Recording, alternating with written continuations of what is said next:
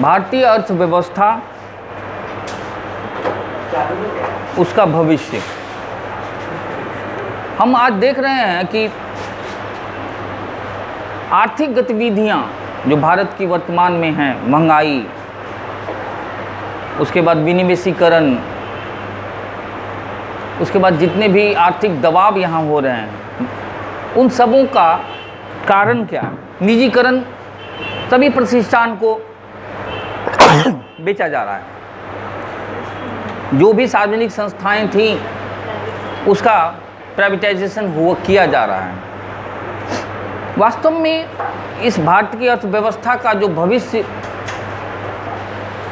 जो निर्धारित किया गया है वह यह कि अगर भारत को विकसित राष्ट्र बनना है, काउंटर सवाल कर सकते हो, भारत का अगर विकसित राष्ट्र बनना है तो भारत को औद्योगिक राष्ट्र बनाना होगा। औद्योगिक राष्ट्र का मतलब भारत से कृषि प्रधान देश रह चुका है और ये देखा गया है कि भारत में यह कृषि व्यवस्था के तहत जो सामान्य जीवन है वह कल्याणकारी और आम ज़रूरतों को लेकर ही चला गया।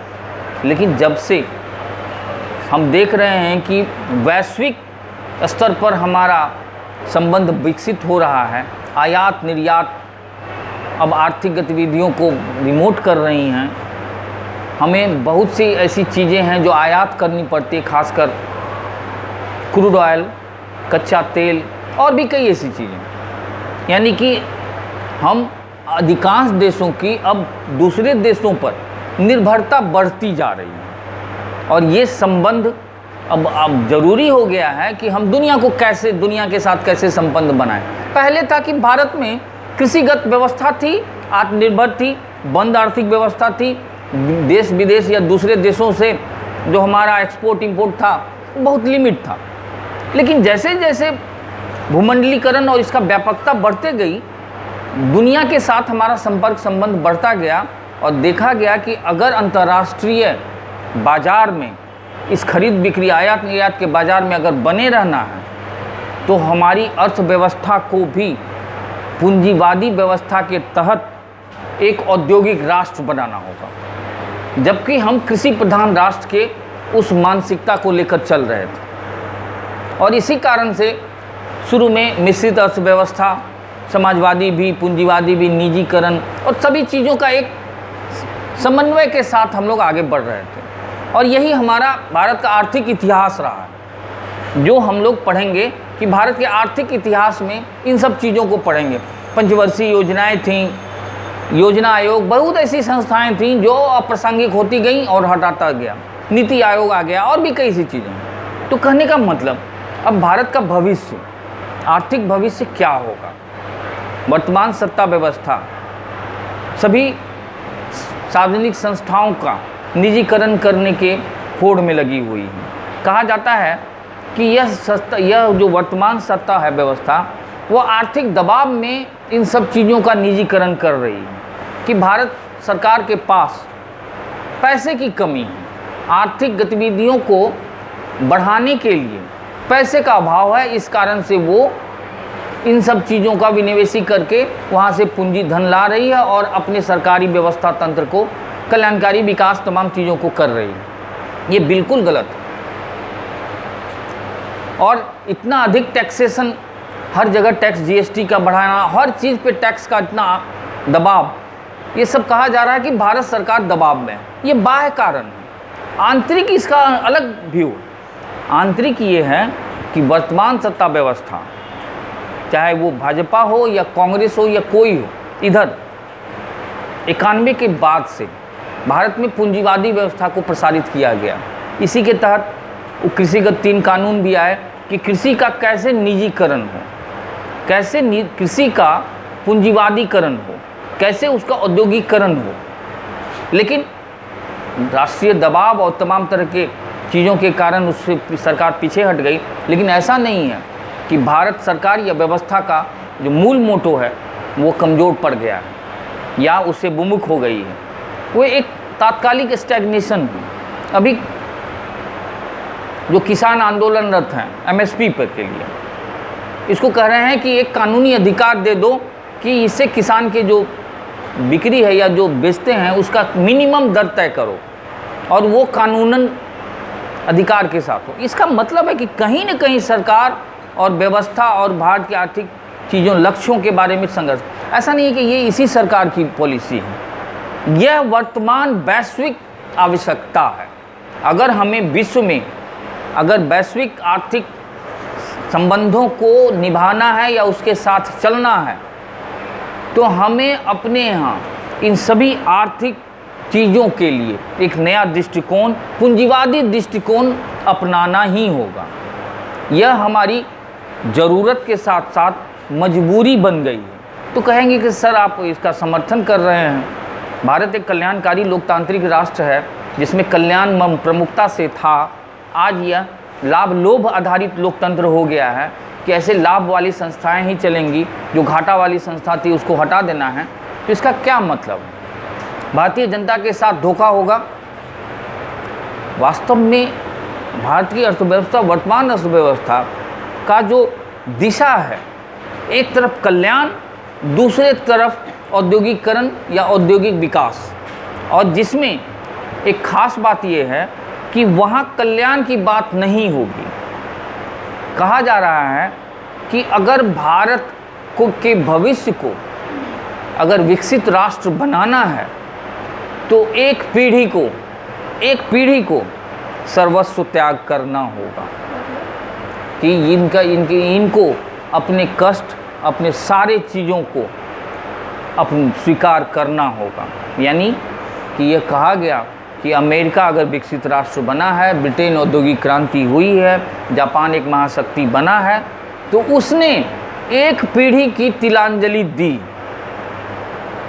ऐतिहासिक साक्ष्य हैं कि जहाँ एक पीढ़ी ने, हम ऐसा नहीं कर रहे हैं कि समर्थन जुटा रहे हैं, हम इस बात को रख रहे हैं कि गुप्त एजेंडा, भारत का गुप्त आर्थिक एजेंडा यही है कि आप एक पीढ़ी को, यह दुर्भाग्य है कि इस पीढ़ी में यह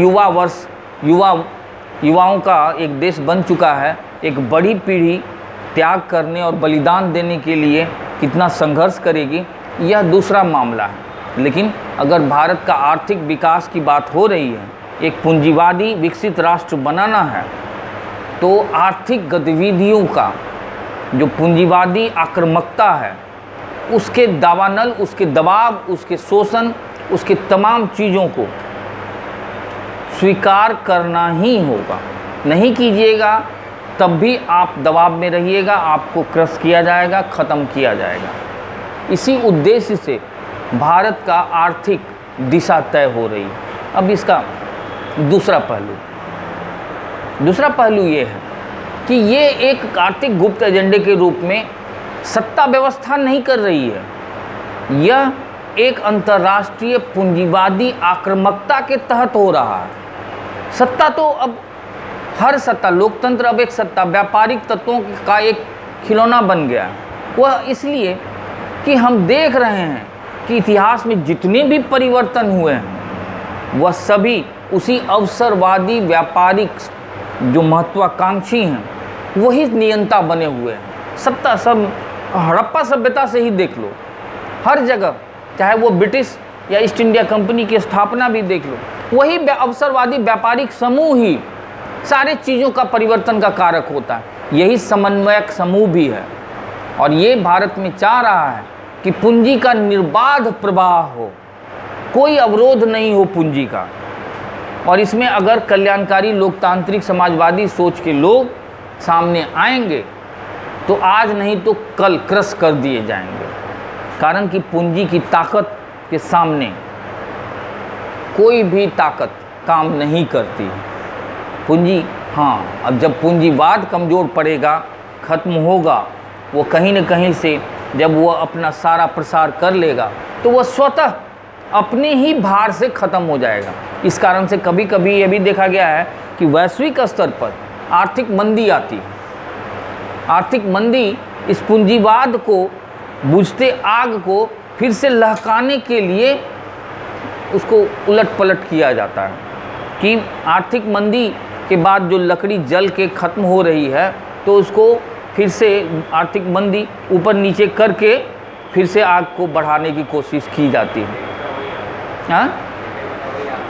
हाँ, सब जगह यही हो रहा है। इसके पीछे कारण है कि पूंजी ने जो भोगवाद और जो बाजारवाद का प्रकोप बढ़ाया जानबूझकर, उससे वैश्विक संगठन, वैश्विक व्यवस्था में हमें आना ही पड़ेगा। और इसका उपाय है कि पूंजीवाद को अगर हम बढ़ावा दे रहे हैं, गलत या सही, तो यह भारत के भविष्य को तय करने का, लेकिन अभी इस पर कहना मुश्किल है कि भारत का आर्थिक भविष्य किस करवट बैठेगा, क्योंकि एक तरफ समाजवादी कल्याणकारी सोच वाला समूह भी है और दूसरा पूंजीवादी आर्थिक व्यवस्था के विस्तार वाला समूह भी है।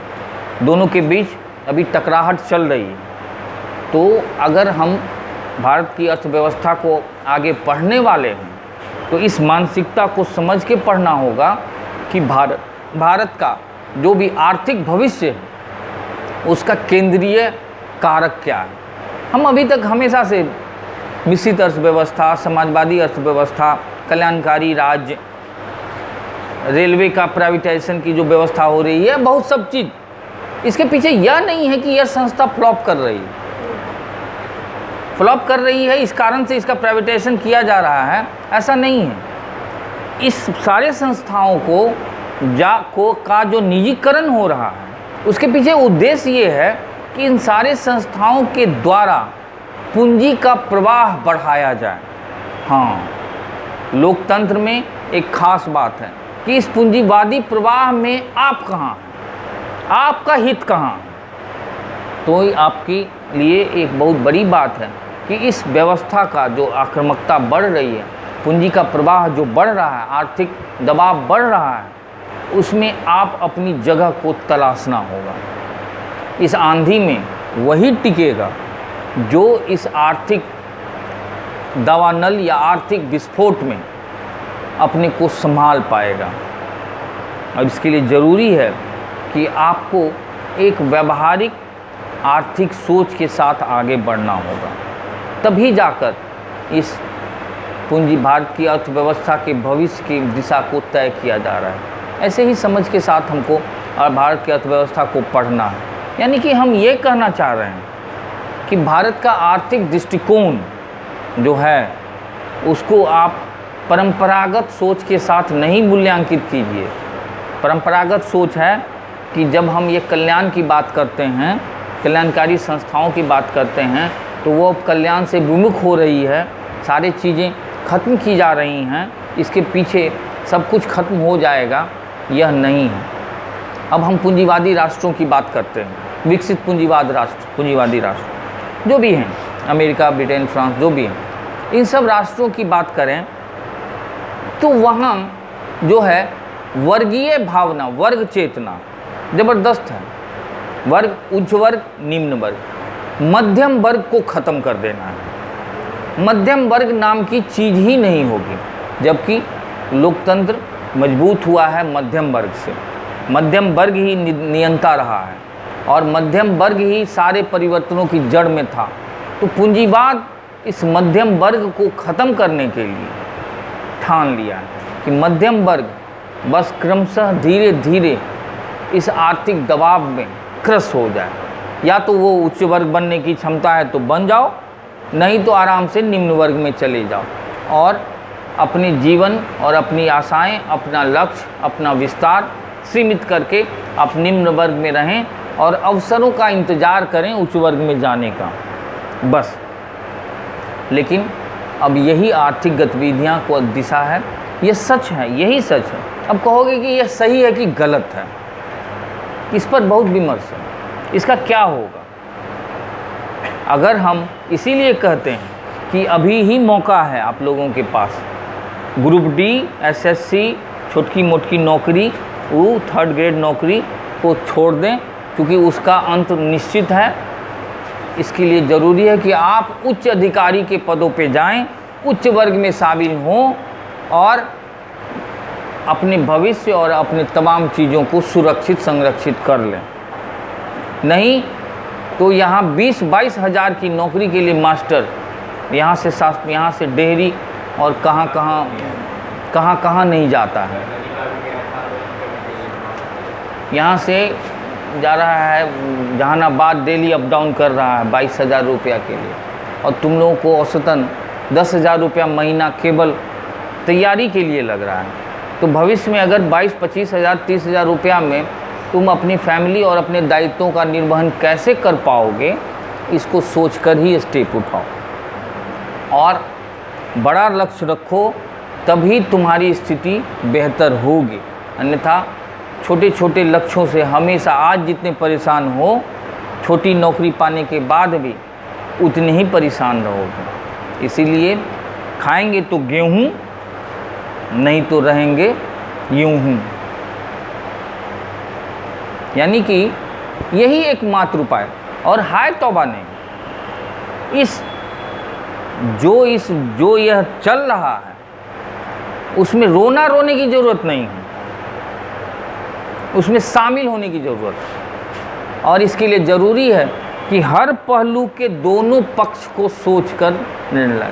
आगे हम आर्थिक गतिविधियों में, आर्थिक व्यवस्था में हम और सब चीज़ें पढ़ाएंगे, परंपरागत पढ़ाएंगे, नई जानकारी भी देंगे, और बहुत से ऐसे आर्थिक चीज़ें हैं।